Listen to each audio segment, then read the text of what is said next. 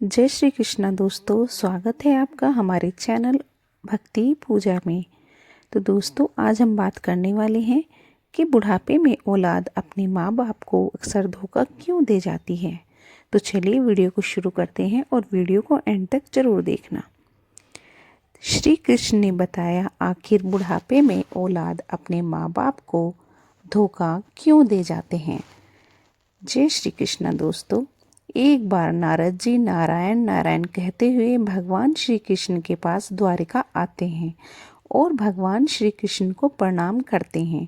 भगवान श्री कृष्ण नारद जी को अचानक आया देखकर पूछते हैं कि हे देव ऋषि नारद, आज आपका अचानक आगमन कैसे हुआ।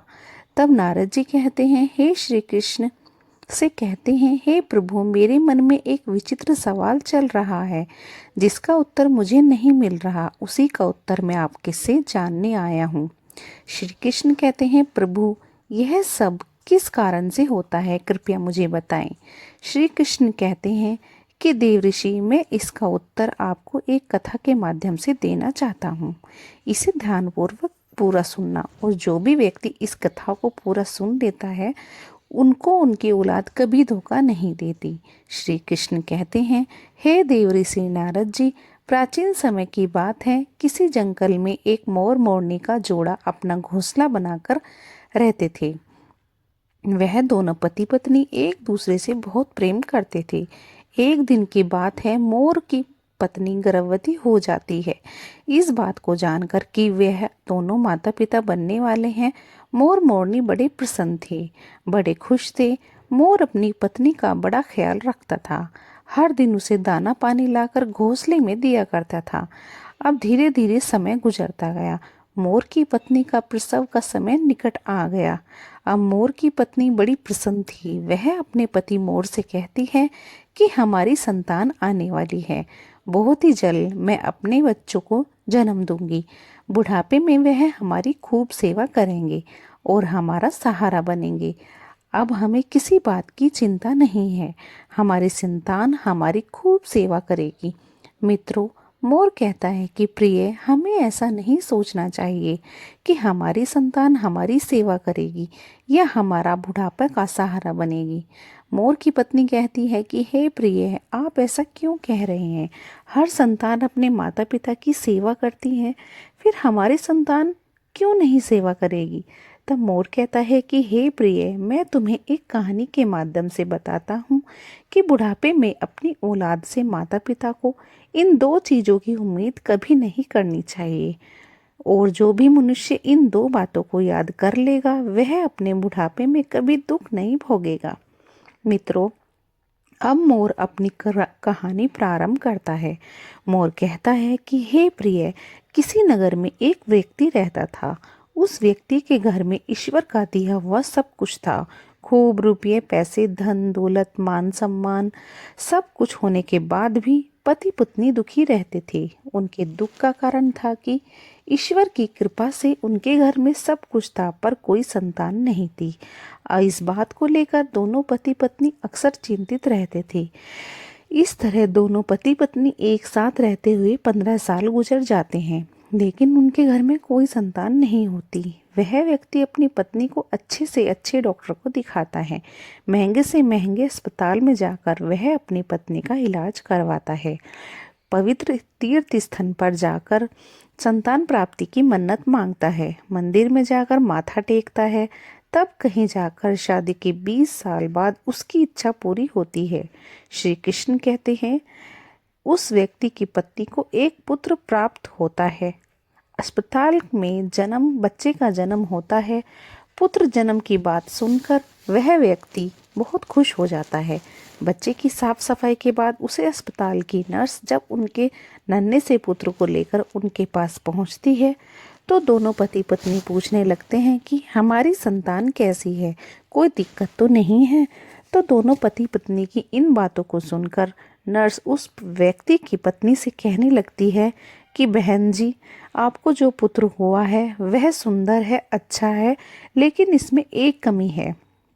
नर्स के मुंह से जब बच्चे की माँ यह सुनती है कि कोई कमी है तो वह चिंतित हो जाती है। नर्स कहती है कि बहन, घबराने की कोई बात नहीं है। बहन जी, जो आपको पुत्र हुआ है वह सुंदर है, स्वस्थ है, बस उसमें एक कमी है कि उसकी एक आंख नहीं है। तुम्हारा पुत्र एक आंख से काना है, बस यही कमी है, बाकी सब ठीक है। मित्रों, जब उस माँ को यह पता चला कि मेरे बेटे की आंख नहीं है, मेरा पुत्र एक आंख से काना है, तो वह माँ रोने लगती है और अपने पुत्र को सीने से लगा लेती है और कहती है कि कोई बात नहीं, मेरे पुत्र की एक आंख नहीं है तो क्या हुआ, एक आंख तो सही है, जैसा भी है, पर यह तो मेरे दिल का टुकड़ा है। मेरे लिए दुनिया का सबसे सुंदर बच्चा मेरा पुत्र है। मित्रों, माँ के लिए सभी संतानें बराबर होती हैं, चाहे कोई काला हो, कुरूप हो, या चाहे गोरा हो या सुंदर हो। माँ कभी अपने बच्चों का शरीर नहीं देखती, बस वह उनकी आत्मा से जुड़ी होती है। माँ उस बालक को देखकर कहती है, तू कितना सुंदर है मेरा बच्चा। दोस्तों, उस माँ की इन बातों को सुनकर नर्स की आंखों में आंसू आ जाते हैं। वह सोचने लगती है कि परमात्मा को संतान का सुख देना ही था तो इस पुत्र की दोनों आंखें दे देता। माँ कहती है कि कोई बात नहीं, जैसा भी है आखिर है तो मेरा ही बेटा, पर आज इसकी अगर दोनों आंखें सलामत होती तो यह और भी अच्छा होता। दोनों आंखों के साथ मेरा पुत्र कितना सुंदर लगता। दोस्तों, माँ की इन बातों को वह नर्स सुनती है तो वह कहने लगती है कि बहन जी, यदि आप चाहते हो कि आपके पुत्र की दोनों आंखें हों तो ऐसा भी हो सकता है। जब माँ यह सुनती है कि उसके बच्चे की दोनों आंखें लग सकती हैं तो वह कहने लगती है, नर्स, यह कैसे संभव है। अब नर्स उन्हें बताते हुए कहती है कि ऐसा हो सकता है, उसके लिए आप दोनों माता पिता में से किसी एक को अपनी आंखें दान देनी होंगी, इससे आपके पुत्र की दोनों आंखें ठीक हो जाएंगी। दोस्तों, नर्स की इन बातों को जब वह व्यक्ति सुनता है तो वह कहने लगता है कि कोई बात नहीं मैडम, हमारे पुत्र की एक आंख तो सही सलामत है, हमारा पुत्र एक आंख से ही दुनिया देख सकता है, दूसरी आंख उसे लगाने की कोई ज़रूरत नहीं है। हमारा पुत्र जैसा भी है अच्छा है, मैं अपनी आंखें दान नहीं कर सकता क्योंकि मेरा घर मेरी मेहनत मजदूरी से ही चलता है। जब मेरी एक आंख नहीं होगी तो कैसे मैं अपने परिवार का पालन पोषण कर पाऊंगा, कैसे इस बच्चे का खर्च उठा पाऊंगा। यह तो तभी संभव है जब मेरी दोनों आंखें ठीक होंगी। मैं एक पिता हूँ और अपनी पत्नी को और अपने बच्चे को पालने का भार मेरे कंधों पर है। अब रही बात मेरे पुत्र के एक आंख की, तो वह सब परमात्मा की देन है। ईश्वर ने जिस रूप में भेजा है वह हमारा पुत्र उसी रूप में ठीक है। दोस्तों, पिता ने तो साफ इनकार कर दिया, लेकिन माँ तो माँ होती है। नर्स कहती है कि मैडम, यदि ऐसा हो सकता है तो मैं अपनी एक आंख अपने पुत्र को देना चाहती हूँ। मेरा क्या है, मुझे तो घर पर ही रहना है, लेकिन मेरे बेटे को तो अपना पूरा जीवन काटना है। इसलिए नर्स मैडम, मैं अपनी एक आंख अपने पुत्र को देना चाहती हूँ। तब वह व्यक्ति अपनी पत्नी से कहता है कि इस तरह तो तुम कानी हो जाओगी। तो माँ कहती है कि मुझे मंजूर है कि मैं एक आंख से कानी हो जाऊं, लेकिन मुझे अपने पुत्र की दोनों आंखें एक साथ देखना चाहती हूँ। मेरी एक आंख ले लो और मेरे बेटे को लगा दो। मेरे बेटे की जब दोनों आंखें होंगी तो दोनों आंखों के साथ वह कितना सुंदर लगेगा। मैं अपने पुत्र को एक आंख दान में देना चाहती हूँ। दोस्तों, इस प्रकार माँ के कहने पर डॉक्टर उसकी एक आंख निकालकर उसके पुत्र को लगा देते हैं। इस तरह पुत्र की दोनों आंखें सही हो जाती हैं और माँ एक आंख पुत्र को देने के बाद एक आंख से कानी हो जाती है। दोस्तों, मोर आगे अपनी पत्नी से कहता है कि हे प्रिय, कुछ दिन तक वे दोनों लोग अस्पताल में रहते हैं। जब दोनों माँ बेटे स्वस्थ हो जाते हैं तो अस्पताल से माँ बेटे को छुट्टी मिल जाती है। इस प्रकार वह व्यक्ति अपनी पत्नी और पुत्र को लेकर अपने घर आ जाता है और दोनों पति पत्नी मिलकर अपने पुत्र का पालन पोषण करने लगते हैं। इस प्रकार अपने बच्चे का पालन पोषण करते हुए उनका पुत्र 5 साल का हो जाता है। सब कुछ अच्छा चल रहा होता है, तभी एक दिन उस बच्चे के पिता की किसी सड़क दुर्घटना में प्राण चले जाते हैं। जब उसकी पत्नी को अपने पति की मौत की खबर मिलती है तो वह बेचारी दहाड़े मारकर रोने लगती है। वह सोचने लगती है कि मेरा 5 साल का बच्चा है, घर में एक ही कमाने वाले थे और वह भी मुझे छोड़कर चले गए। अब मैं इस बच्चे का पालन पोषण कैसे कर पाऊंगी? यह सोचकर वह जोर जोर से रोने लगती है। उसका रोना धोना सुनकर आसपास के पड़ोसी लोग आ जाते हैं और उस लाचार माँ को धीरज बंधाते हैं, उसे धीरज रखने को कहते हैं और किसी तरह समझा बुझाकर उस व्यक्ति का अंतिम संस्कार करते हैं। दोस्तों, इस प्रकार वह लाचार माँ अपने 5 साल के बच्चे के साथ जीवन बिताने लगती है।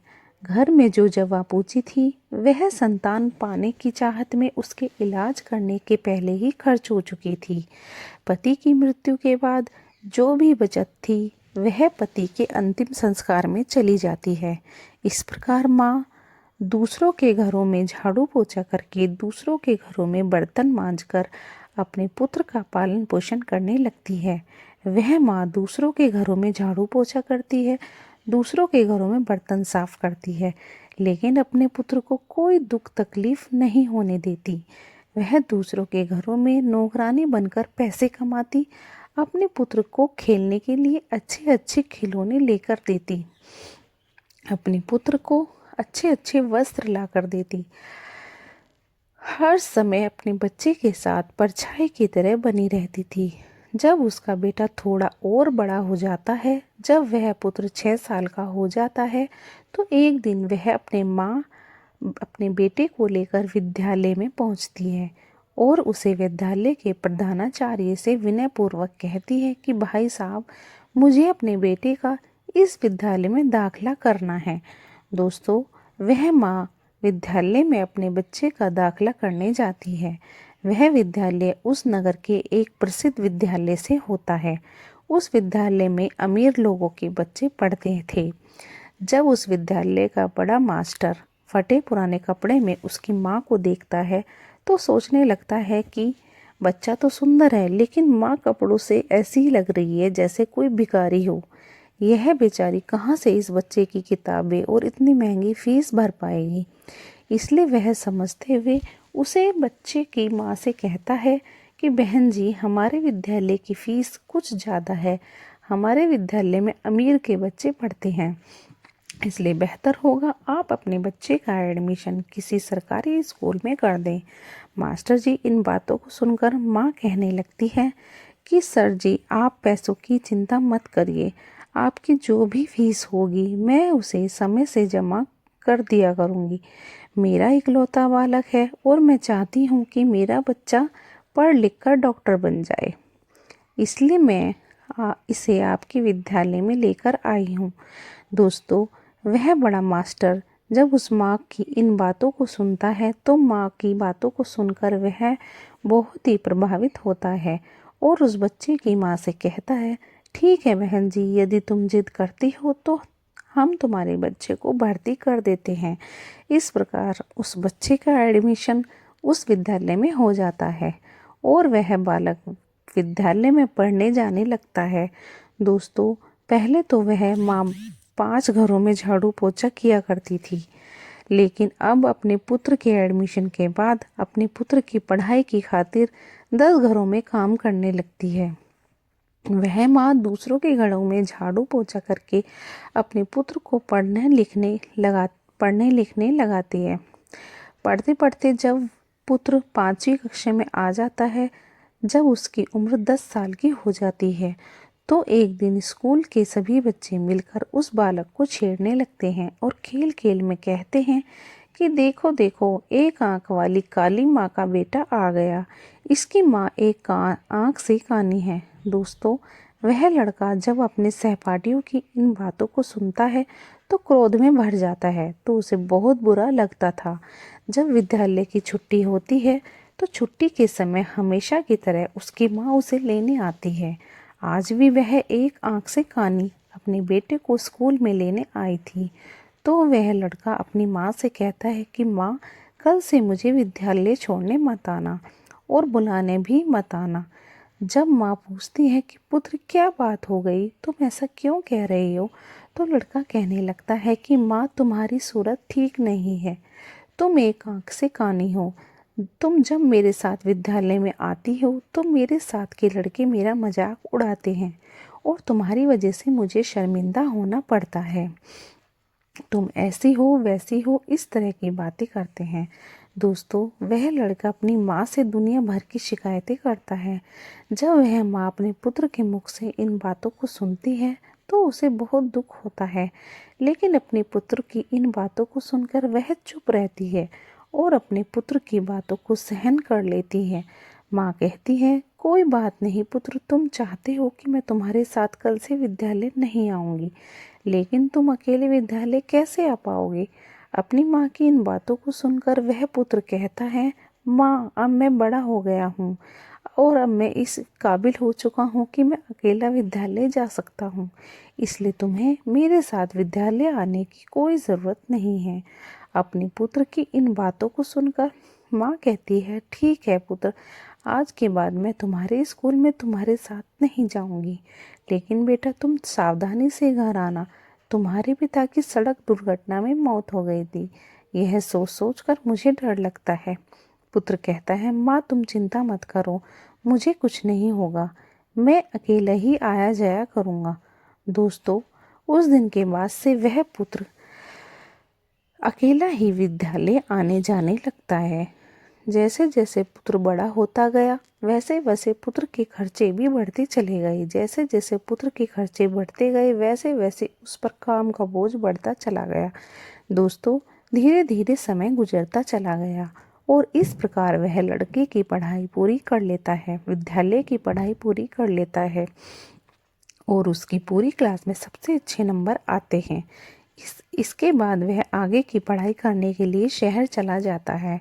दोस्तों, जब पुत्र शहर में जाता है तो उधर उसकी माँ जो पैसे कमाती थी वह पैसा कम पड़ने लगते हैं, क्योंकि पहले तो सिर्फ किताबें और फीस का खर्चा था, लेकिन जब बेटा शहर चला जाता है तो उसके और भी खर्चे बढ़ जाते हैं।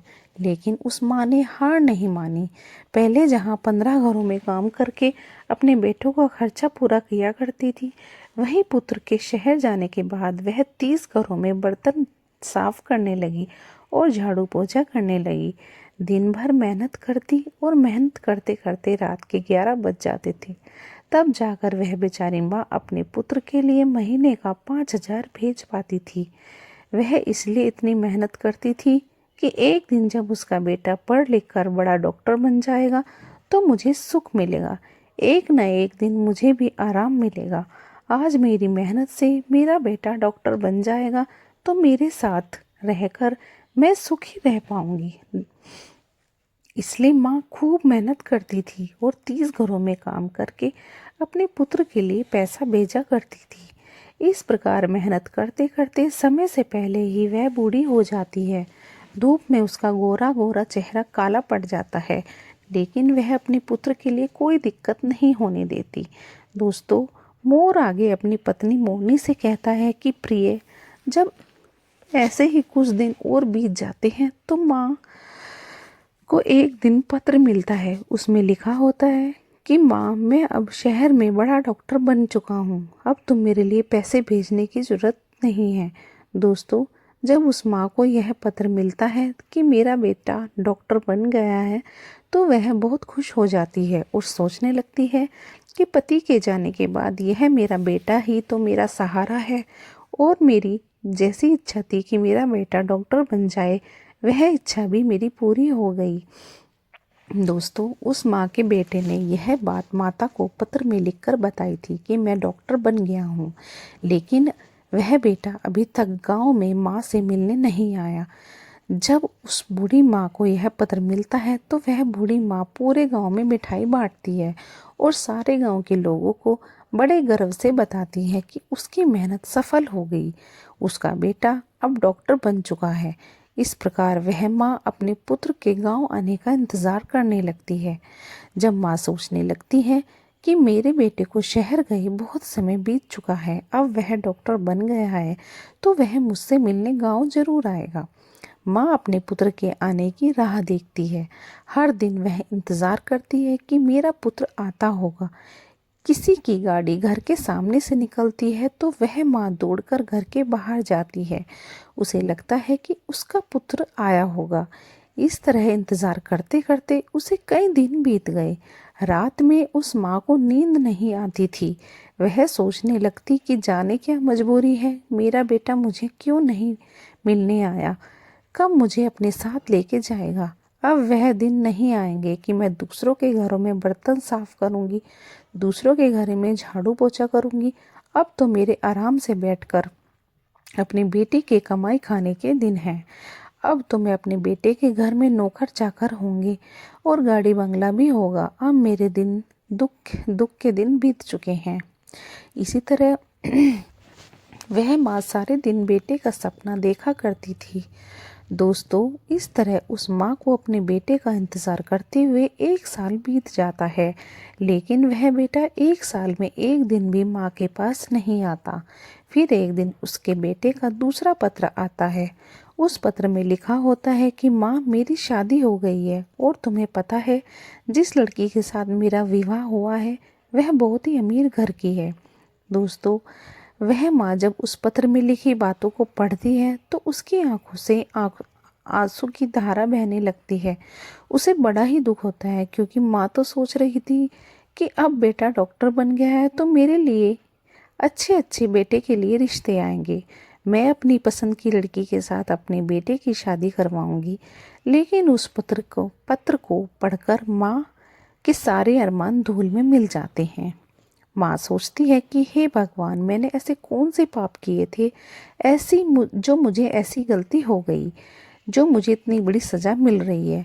माता पिता का सपना होता है कि वह अपने हाथों से अपने बेटे को दूल्हा बनाए, अपने हाथों से अपने बेटे की को सजाए और अपना आशीर्वाद देकर अपने बेटे की शादी करवाए। लेकिन मेरे पुत्र ने तो अपनी शादी में मुझे बुलाया तक नहीं, मुझे बताया तक नहीं और विवाह भी कर लिया। क्या यही दिन देखने के लिए अपने पुत्र को पढ़ा लिखा कर इतना बड़ा किया था? इसके लिए मैंने इतनी मेहनत मजदूरी की थी, दूसरों के घरों में झूठे बर्तन साफ किए, मेहनत मजदूरी करके पढ़ाया लिखाया, उसे इस लायक बनाया। क्या मेरा इतना भी अधिकार नहीं था जो मुझे मेरे बेटे की अपनी शादी के लिए भी नहीं पूछा? अब शादी करने के बाद पत्र लिखकर बता रहा है कि माँ, मैंने शादी कर ली। दोस्तों, यह सोच सोच कर वह माँ पूरी रात आंसू बहाती रहती है। इतना होने के बाद भी माँ अपने पुत्र को दुआएं देती रही, रोते रोते सो जाती है। दोस्तों, फिर भी उसे माँ के मुंह से अपने बेटे के लिए आशीर्वाद ही निकलता है। कहती है, कोई बात नहीं बेटा, तुमने बिना बताए शादी कर ली, लेकिन मेरा आशीर्वाद तुम्हारे साथ है। अम्मा सोचती है कि मेरे पुत्र ने विवाह तो कर लिया, उसकी पत्नी भी आ गई, अब हो सकता है कि मेरा बहू बेटा मिलकर दोनों मुझसे मिलने मेरे घर आए। मैं अपनी बहू को देखूंगी, बहू मेरी सेवा करेगी, मैं अपने पुत्र वधू को आशीर्वाद दूंगी। यह सोच सोचकर माँ अपने बेटे और बहू का इंतज़ार करने लगती है। दोस्तों, इस तरह उस माँ को अपने बेटे बहू का इंतज़ार करते करते 1 साल निकल जाता है। 1 साल बीतने के बाद भी माँ से बेटा नहीं मिलने आता और नहीं बहू आती है। फिर कुछ दिन बाद माँ को तीसरा पत्र मिलता है जिसमें लिखा होता है कि माँ, अब तुम दादी बन गई हो, भगवान की कृपा से हमारे घर बेटा आया है। दोस्तों, जब यह खबर उस माँ को मिलती है तो उसका धैर्य जवाब दे जाता है, उसकी सहन शक्ति जवाब देती है। माँ का पुत्र डॉक्टर बन गया, विवाह कर लिया और उसको बेटा हो गया। उसकी माँ को पता न चला तो उसके दिल पर क्या बीतेगी। जिस पुत्र का जीवन बनाने में उसने अपना सब कुछ कुर्बान कर दिया, उस पुत्र का वर्षों से चेहरा ना देखा, अपने पुत्र के लिए व्याकुल होना स्वाभाविक है। जब वह माँ अपने पुत्र के लिए ज़्यादा व्याकुल हो जाती है तो उस माँ के मन में आता है कि अब तो रहा नहीं जाता। वो फिर कुछ देर के लिए विचारों में खो जाती है। सोचती है, चलो कोई बात नहीं, पोता तो हो ही गया है तो बहुत अच्छी बात है। अब मैं अपने पोते को देखूंगी, मैं अपने पोते को अपनी गोद में खिलाऊंगी। अब मेरा बेटा जरूर और मेरी बहू पोते के साथ मुझसे मिलने आएंगे। यही सोच सोच कर वह मन ही मन व्याकुल हो जाती है। जब इंतज़ार करते करते उस माँ को 36 महीने भी लग जाते हैं तो उस माँ से मिलने कोई नहीं आता, तो उस माँ का सब्र का बांध टूटने लगता है। वह व्याकुल हो जाती है और उस व्याकुलता में माँ यह फैसला करती है कि चाहे कुछ भी हो जाए, मैं अपने पोते को देखने जरूर जाऊंगी। दोस्तों, यह निर्णय करके माँ बहू और बेटे से मिलने शहर के लिए चल देती है। इस तरह वह पता पूछते पूछते उस शहर में पहुंच जाती है जिस शहर में उसका बेटा रहता था। उस शहर में पहुंचकर वह बूढ़ी माँ रिक्शा वाले को अपने पास बुलाती है और रिक्शा वाले को अपने बेटे का पत्र दिखाते हुए कहती है, बेटा मुझे इस जगह पर जाना है। रिक्शा वाले ने पता देखा और बूढ़ी माँ को अपनी रिक्शा में बिठा लेता है और उसे बूढ़ी माँ को उस बताए हुए पते पर ले जाता है। दोस्तों, कुछ समय बाद वह रिक्शा वाला बूढ़ी माँ को लेकर बड़े डॉक्टर के बंगले पर पहुंच जाता है और बंगले के सामने अपनी रिक्शा खड़ा कर देता है और उस बूढ़ी माँ से कहता है कि माँ, तुमने जो पता दिखाया था तुम उस पते पर पहुंच चुकी हो। यह जो सामने बंगला है, यहीं रहते हैं डॉक्टर साहब। वह माँ उसे रिक्शा वाले को किराया देती है और अपना झोला उठाकर बंगले की तरफ चल देती है। माँ की नज़र जब डॉक्टर साहब के बंगले पर पड़ती है तो वह खुश हो जाती है। वह देखती है सुंदर आलीशान बंगला बना हुआ है। बंगले के सामने चमचमाती हुई गाड़ी खड़ी है और दरवाजे पर चपरासी बैठे हुए हैं। यह देखकर उस माँ को बड़ी खुशी होती है कि कितने सुंदर घर में मेरा बेटा रहता है। दोस्तों, वह मोर आगे कहता है कि वह प्रिय बूढ़ी माँ जो एक थैली में अपने पोते के लिए खिलौने, बहू के लिए साड़ी और कुछ मिठाइयाँ लेकर आई थी, अब वह थैली लेकर वह माँ बंगले के अंदर जाने लगती है। तो जैसे ही बंगले के अंदर घुसती है तो गेट के पास एक चपरासी की नज़र उस पर पड़ती है। चपरासी कहता है कि फटे पुराने कपड़े पहने एक काली कलूटी बुढ़िया जो एक आंख से कानी है बंगले के अंदर घुसी जा रही है। जब वह चपरासी उस महिला को देखता है तो कहने लगता है कि तुम्हें किससे मिलना है, इस तरह अंदर कहाँ चली जा रही हो। चपरासी के जब यह शब्द उस माँ के कानों में पड़ते हैं तो वह माँ एकदम से रुक जाती है और चपरासी से कहती है कि मेरा बेटा यहाँ रहता है, मेरे बेटे के पुत्र हुआ है, इसलिए मैं अपने पोते को देखने आई हूँ। चपरासी उस माँ को डांटते हुए कहता है, बुढ़िया तूने कभी अपनी शक्ल देखी है? तुम्हें पता है यह बंगला किसका है? यह एक बहुत बड़े डॉक्टर साहब का बंगला है। तब वह माँ कहने लगती है, मुझे पता है यह डॉक्टर साहब का बंगला है और जो तुम्हारे डॉक्टर साहब हैं वही मेरे पुत्र हैं। वह चपरासी कहने लगता है, अरे बुढ़िया, तुम गांव देहात की महिला, न तुम्हारे कपड़े ठीक न ही तुम्हारी शक्ल ठीक, डॉक्टर साहब के तुम्हारे बेटे कैसे हो सकते हैं? दोस्तों, जब यह बात पास में खड़ा हुआ एक दूसरा चपरासी सुनता है तो वह उसके पास पहुंच जाता है। जब उसे पता चलता है कि यह बुढ़िया कह रही है कि डॉक्टर साहब की माँ है तो वह चपरासी उसे पूछने लगता है कि माँ, आपके पास कोई प्रमाण है जिसे हम पता कर सके कि तुम डॉक्टर साहब की माँ हो?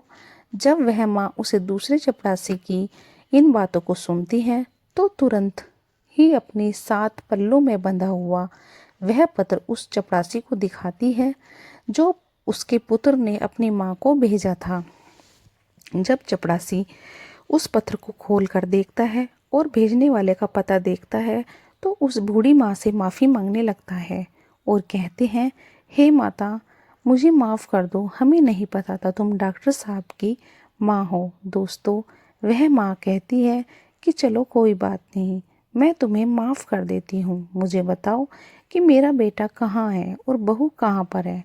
तब वह चपरासी दूर से इशारा करते हुए कहता है कि ऊपर जो कमरा दिख रहा है वह तुम्हारे बेटे का कमरा है और वह अभी इसी समय घर पर ही है। दोस्तों, अब वह माँ अपना सामान तो नीचे रख देती है कि सामान को तो मैं बाद में ले जाऊंगी, पहले अपने पोते को देख लेती हूँ, बहू को देख लेती हूँ।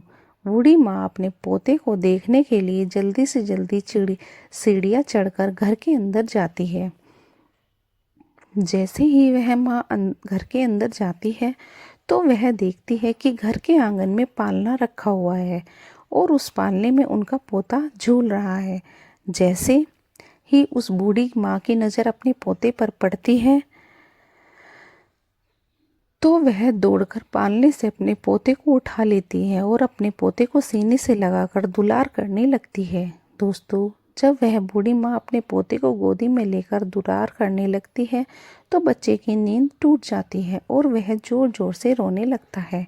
बच्चे की रोने की आवाज़ सुनकर पुत्र वधू के कानों में पड़ती है। वह रसोई से बाहर आती है और सोचती है कि न जाने मेरे बच्चे को क्या हो गया, क्यों इतनी तेज क्यों रो रहा है। जब वह रसोई से निकलकर आंगन में आती है और अपने बच्चे को एक भिखारी जैसी दिखने वाली बुढ़िया के हाथों में देखती है तो वह चिल्लाने लगती है। अपने पति को आवाज़ देती है कि सुनिए जी, कोई काली कलूटी बुढ़िया जो एक आंख से कानी है वह हमारे बच्चे को चुराने आई है। पत्नी का चिल्लाना सुनकर पति भी नीचे आ जाता है तो पति के आते ही बहू अपने बच्चों को बूढ़ी माँ से छीनकर अपने सीने से लगा लेती है और अपने पति से कहती है कि तुमने घर में कैसे चपरासी रखे हैं, कोई भी हमारे घर में घुसा चला आता है।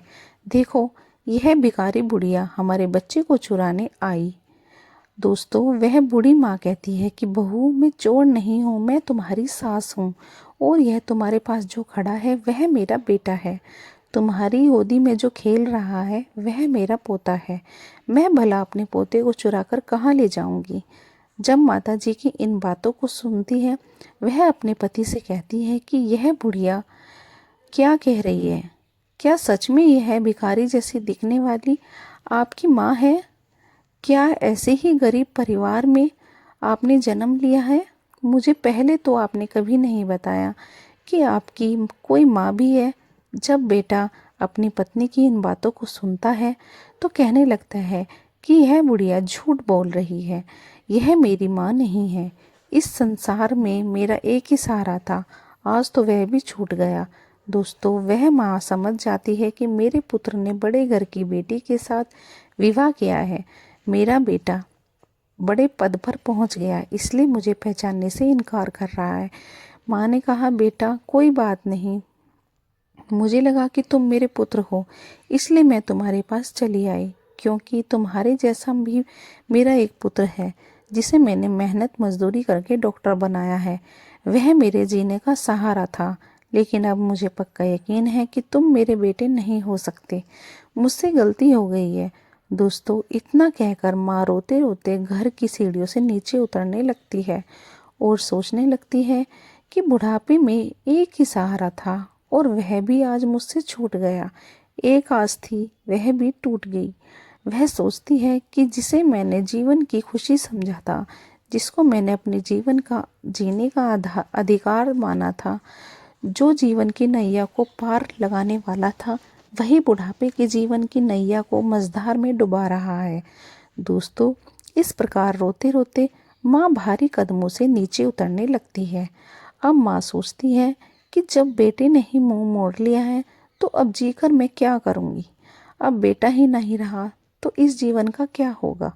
इस प्रकार वह माँ अपने बेटे के घर से बाहर निकल जाती है और बंगले के बाहर जो चपरासियों का कमरा था वहाँ पहुँच जाती है और एक चपरासी को अपने पास बुलाकर कहती है, बेटा मुझे एक पत्र लिखवाना है, क्या तुम मेरे लिए इतना कर सकते हो। दोस्तों, क्योंकि चपरासियों को तो पहले ही पता था कि यह बूढ़ी औरत डॉक्टर साहब की माँ है, इसलिए वे तुरंत ही कागज कलम लेकर आ जाते हैं और पूछने लगते हैं कि बताओ माँ कि मुझे क्या लिखना है। इस तरह बूढ़ी माँ बोलती जाती है और वह चपरासी लिखता जाता है। जब वह पूरा पत्र लिख जाता है तो वह माँ उस चपरासी से कहती है, बेटा मुझे बहुत ज़ोरों से प्यास लगी है, क्या तुम मेरे लिए थोड़ा पानी ला सकते हो। दोस्तों, उस माँ के कहने पर चपड़ासी तो बूढ़ी माँ के लिए पानी लेने चला जाता है और इधर वही बूढ़ी माँ अपनी साड़ी को पंखे में डालकर आत्महत्या कर लेती है। जब वह चपड़ासी वापस लौटता है तो कमरे का नज़ारा देखकर हैरान रह जाता है। चपड़ासी ने देखा कि वह माताजी फांसी के फंदे पर झूल रही है। अब तुरंत ही वह जाकर यह डॉक्टर साहब को बता देता है। इस खबर को सुनते ही वह पति पत्नी दौड़े दौड़े उस कमरे में आते हैं।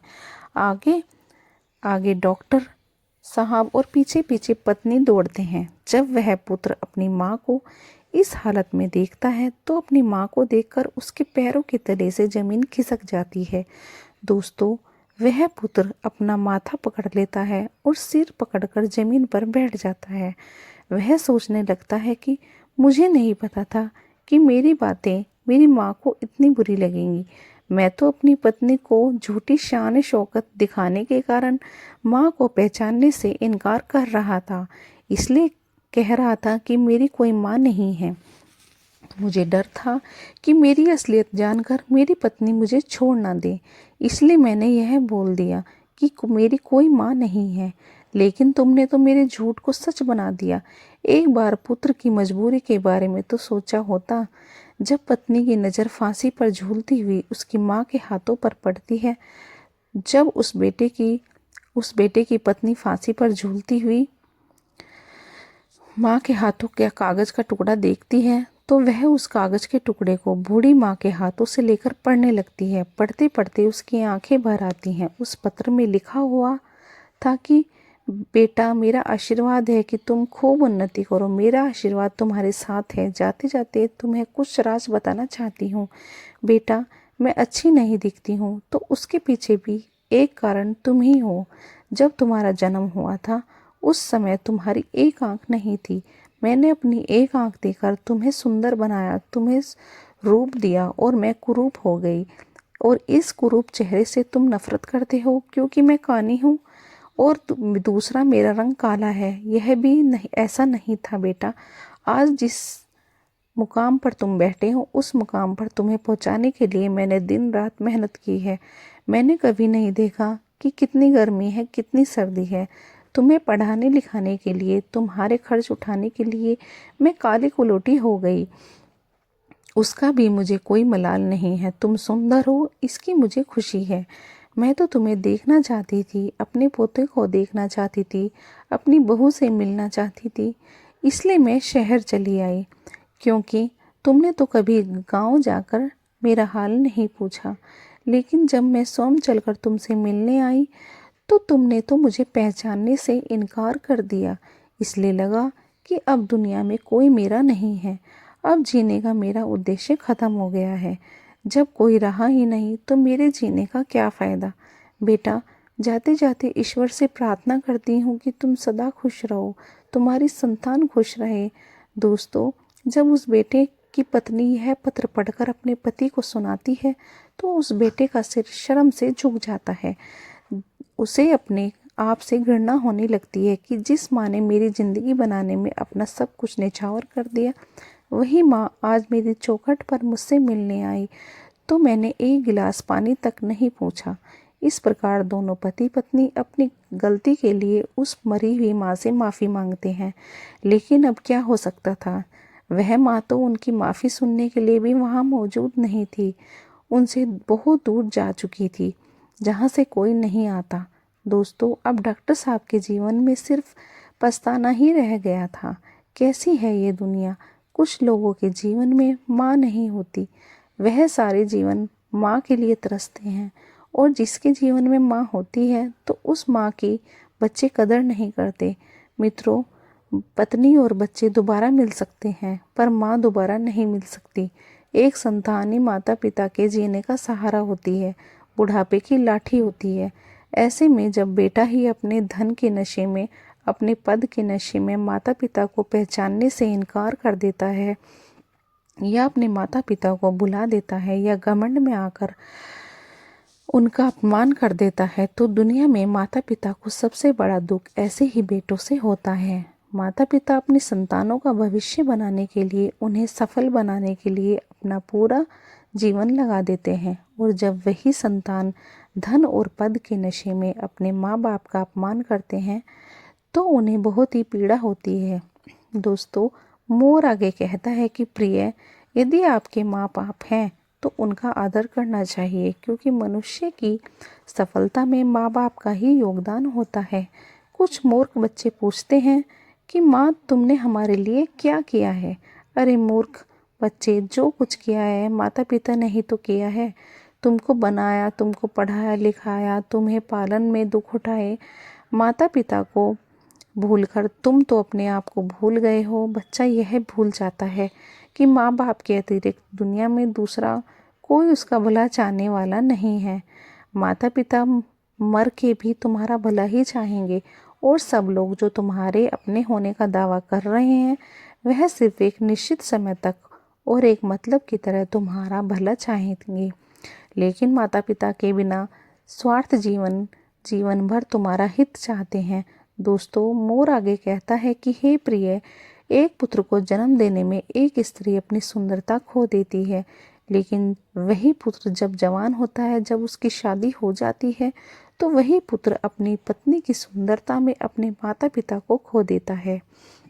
माता पिता अपनी संतान के सुखों के लिए सब कुछ त्याग कर देते हैं, लेकिन जब बच्चे बड़े हो जाते हैं, कुछ देने के काबिल हो जाते हैं, तो हमें क्या देते हैं? सिर्फ आंसू, लाचारी, दुख और अकेलापन। मित्रों, जब संतान माता पिता को सिर्फ इसलिए भुला देती है कि उन्हें बुढ़ापे में देखकर आपके मित्रों में आपकी इज्जत कम हो जाएगी, तो यह उनकी सबसे बड़ी भूल होती है।